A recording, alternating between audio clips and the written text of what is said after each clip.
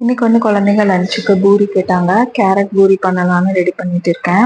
Bureau போடாம அதை அப்படியே நைஸா அரைச்சு அதை சேர்த்து மாவு ரெடி பண்ணிட்டு இருக்கேன். இது ஒரு ஹெல்த்தி ஆப்ஷன் கிடையாதுங்க. சும்மா டிஃப்ரெண்டா ஏதாவது பண்ணலாம் அப்படின்னு சொல்லிட்டு கேரட்டா ஹாட் வாட்டர்ல போட்டு தோலை உரிச்சு கொடுத்தாலே போதும். அதோட சத்து வந்து எண்ணெயில போட்டு பொரிக்கணும்னு இல்லை. பசங்க கேரட் நல்லாவே சாப்பிடுவாங்க.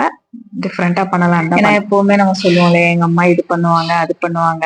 எவ்வளவு வயசானாலும் சொல்லுவோம். சமையல எப்பவுமே நம்ம வந்து மறக்க மாட்டோம். எனக்கு வந்து எங்க அம்மா வந்து இது சமைச்சா பிடிக்கும், இந்த கிரேவி வச்சா பிடிக்கும் அப்படின்னு கிடையாது. எங்க அம்மா என்ன சமைச்சாலும் பிடிக்கும். அது ஒரு வதக்கு சட்னி வைப்பாங்க, அதெல்லாம் ரொம்ப பிடிக்கும்.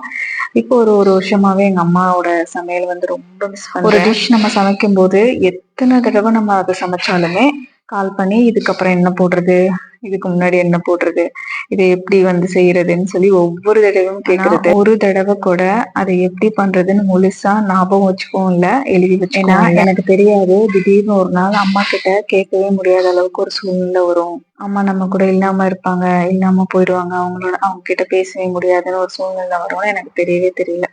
யோசிக்க கூட இல்லை அந்த மாதிரி ஒரு விஷயம். நான் அதை நினைச்சுதான் ரொம்ப ஃபீல் பண்ணிட்டு இருக்கேன். இதெல்லாம் வந்து அம்மாவோட ரெசிபிலாம் நம்ம எழுதி வச்சிருக்கலாம். அவங்களுக்குன்னு ஸ்பெஷலா அவங்க எப்படி செய்வாங்கன்னு நம்ம எழுதி வச்சிருக்கலாம். இல்ல அட்லீஸ்ட் ஞாபகம் அதை வச்சிருக்கலாம் அப்படின்னு சொல்லிட்டு ரொம்ப ஈஸியா ஃபோன் பண்ணி கேட்கறது, அது சமைக்கிறது, அப்படிதானே இவ்வளவு நாளா வந்து போயிட்டு இருந்தது. எங்க அம்மா சின்ன வயசுல இருந்து ஒரு ஊறுகாய் பண்ணுவாங்க. அம்மாவோட ஊறுகாய்க்கு நான் வந்து அடிக்ட். கடையில எங்கேயுமே வாங்க மாட்டேன். சின்ன வயசுல இருந்து நான் பார்த்துட்டே இருக்க ஒரு விஷயம். அம்மா அந்த ஊறுகாவை சேல் பண்ணுவாங்க, ஹோட்டலுக்கு எல்லாம் சேல் பண்ணுவாங்க. ஆனா ஒன் டைம் கூட பக்கத்துல இருந்து நான் பார்த்ததே கிடையாது. எப்படி செய்யறதுன்னு தெரியாது.